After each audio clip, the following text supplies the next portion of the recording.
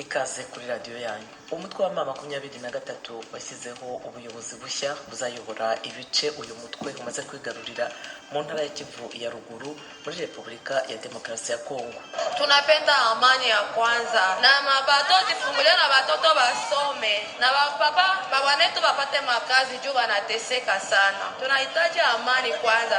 Uwo numwe mu batuye mu mujyi wa Goma agira ati turashaka amahoro bwa mbere na mbere, amashuri afungurwe kugira ngo abana bajye kwiga, abantu basubire kubona akazi kuko muri iki gihe bamerewe nabi, ariko ikintu cya mbere amahoro. Mu Rwanda umutangabuhamya Boniface Nzabandora ushinja abayoboke b'ishyaka Dalfa umurinzi gushaka guhirika ubutegetsi ejo wahatwe ibibazo n'impande ziburana mu rukiko rukuru.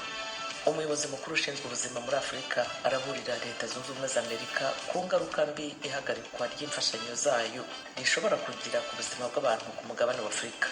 Igisirikare cya Israeli cyategetswe gutegura ingamba zijyanye n'uburyo abanyepalestina benshi bashobora kuva mu ntara ya Gaza.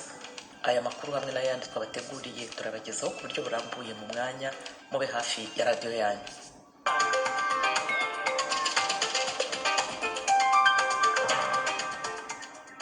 Ibiganiro byacu tugiye kubihera ku makuru avugwa hirya no hino ku isi. Urukiko rwa gisirikare muri Repubulika ya Demokarasi ya Kongo rwasohoye impapuro zo guta muri yombi Corneille Nangaa uyoboye urugaga rw'abarwanya ubutegetsi bw'icyo gihugu Alliance Fleuve Congo AFC mu magambo ahinnye. Nangaa ashinjwa iki? Fidel Niyongabo. Ubutungane bw'igisirikare cya Kongo bwagiriza Corneille Nangaa ko atahagaritse ubugizi bwa nabi burimwo kuboreza igufa abantu, kandi ivyo vyose vyakozwe arorera. Umutahe watewe kw'igikumu n'umucamanza Colonel Mbuta Muntu Parfait usaba ko Nangaa ahagarikwa bidatevye akarungikwa muri Repubulika ya Demokarasi ya Kongo. Corneille Nangaa yahoze ayoboye urwego rw'igihugu rwigenga rujejwe gutunganya amatora muri Kongo. Muri iki gihe ayoboye umugwi AFC, akaba akorana n'umugwi ugwanya ubutegetsi M23. Abagwanyi b'umugwi M23 baherutse kwigarurira igisagara ca Goma. Abategetsi ba leta ya Kongo bagiriza Nangaa ihonyangwa ry'agateka ka muntu harimwo kuboreza igufa umuyobozi w'ishure mu gihe c'ingwano hagati y'igisirikare ca leta n'umugwi M23. Ingingo ya leta ya Kongo yo gusohora umutahe wo guhagarika Corneille Nangaa yerekana twigoro tw'ico gihugu two gukubita intahe mu gahanga abafise uruhara rukomeye mu ntambara imaze igihe kirekire muri ico gihugu. Ndaco Corneille Nangaa canke abamuserukira bari bwishure kuvyerekeye umutahe wo kumuhagarika. Umuyobozi mukuru ushinzwe ubuzima muri Afurika yandikiye Minisitiri w'Ububanyi n'Amahanga wa Leta Zunze Ubumwe za Amerika Marco Rubio agaragaza uburyo ihagarikwa ry'imfashanyo za Amerika rishobora kugira ingaruka mbi ku buzima bw'abantu ku mugabane wa Afurika no ku ngamba zo gukumira indwara z'ibyorezo zishobora kugera ku banyamerika. Uwo muyobozi Jean Kaseya agira ati igihe nabonaga amakuru ajyanye no guhagarika imfashanyo by'igihe gito narahangayitse. Ni gute dushobora guhangana n'indwara zihora zaduka niba tudafite amafaranga? Mu mpera z'icyumweru gishize Kaseya yandikiye abakuru b'ibihugu byo ku mugabane wa Afurika aburira ko hatabayeho gusiba icyuho kizaterwa n'ihagarikwa ry'inkunga ya Amerika n'igabanuka ry'amafaranga aturuka mu bindi bihugu bashyiraga mu ngengo y'imari ku mwaka, abantu miliyoni 2 kugeza kuri 4 ku mugabane wa Afurika bazapfa bazize indwara zashoboraga kwirindwa.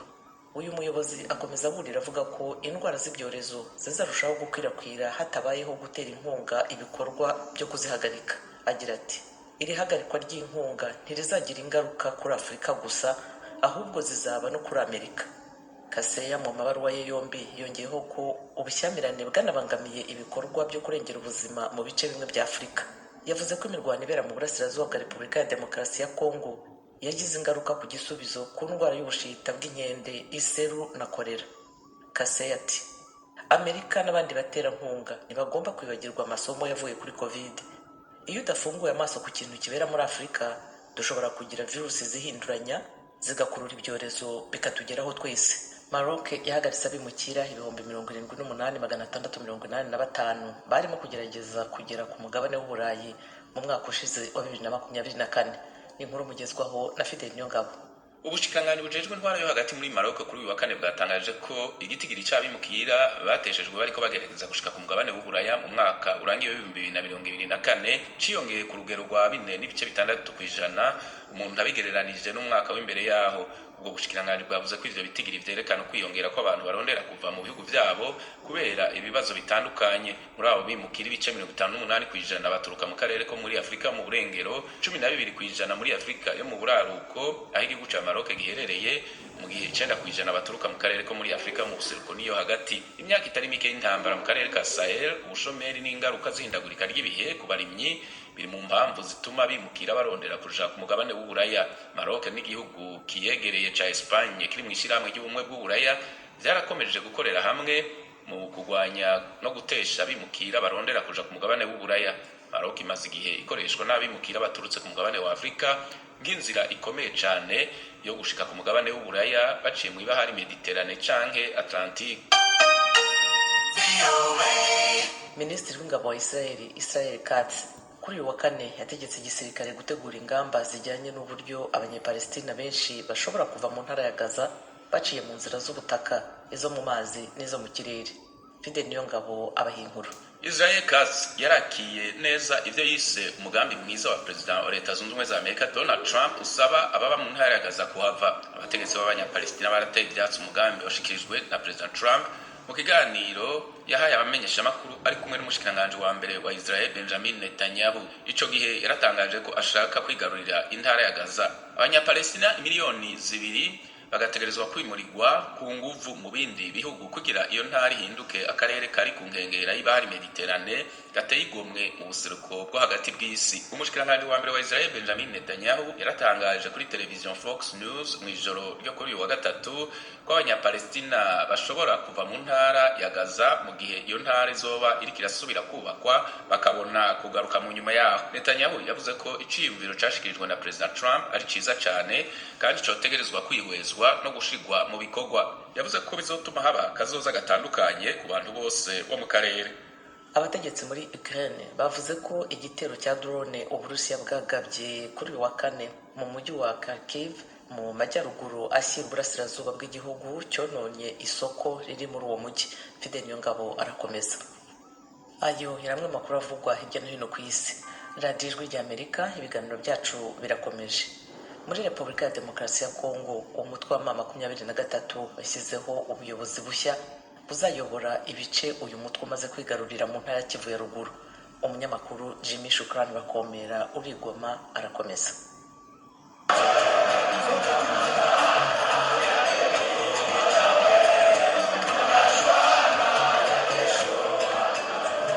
Aha turi ni kuri Stade de l'Unité iherereye mu mujyi wa Goma mu burasirazuba bwa Repubulika ya Demokarasi ya Kongo, aho ubuyobozi bwa M23 bwakoreye ibirori byo kwerekana ku mugaragaro abayobozi bashya bazayobora ibice AFC M23 yamaze kwigarurira. Umubare munini w'abaturage bari bitabiriye iki gikorwa cyane ko byari byatangajwe ko nta kazi gakorwa mu masaha mu gitondo kuri uyu munsi. Ahagana saa 4 n'igice nibwo umuyobozi w'ihuriro rya AFC M23 bwana Corneille Nangaa Yebulo yageze kuri stade ari kumwe n'abayobozi batandukanye ba M23. Hari icyo yasabye cy'ibanze.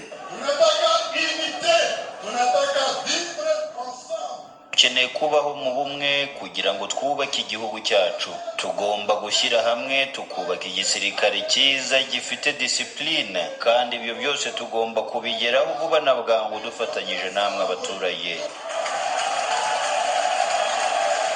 Mu bayobozi bashya batangajwe harimo uzayobora intara ya Kivu ya ruguru bwana Bahati Musanga Joseph, uzwi nka Erasto Bahati, usanzwe ari umujyanama wihariye wa General Sultani Makenga uyobora igisirikare cy'umutwe wa M23. Uyu yongerejwe n'abandi babiri barimo Willy Manzingarambe wari usanzwe ari umuyobozi wa diaspora ya AFC M23. Uyu akaba ari umuyobozi w'intara wungirije ushinzwe politiki, imiyoborere n'ubutabera. Undi ni Amani Bahati Shadrack, umuyobozi wungirije ushinzwe icungamutungo n'ibikorwa by'amajyambere.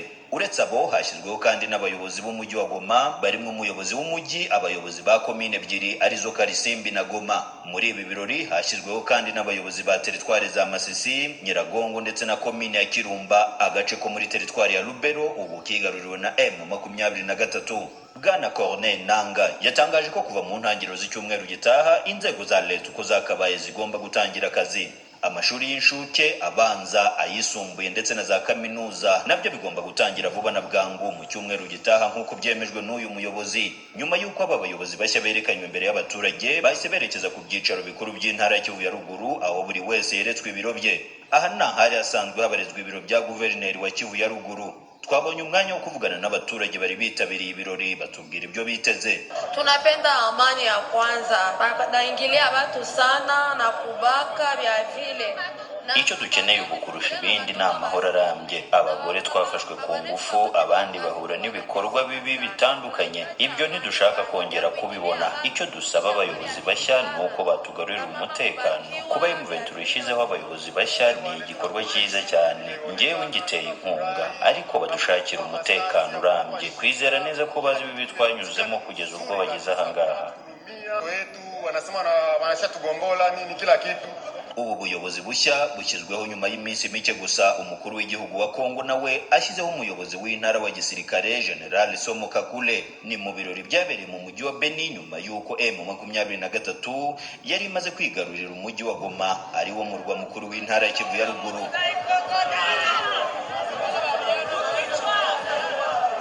Jimmy Shukrani Bakomera, Ijwi ry'Amerika.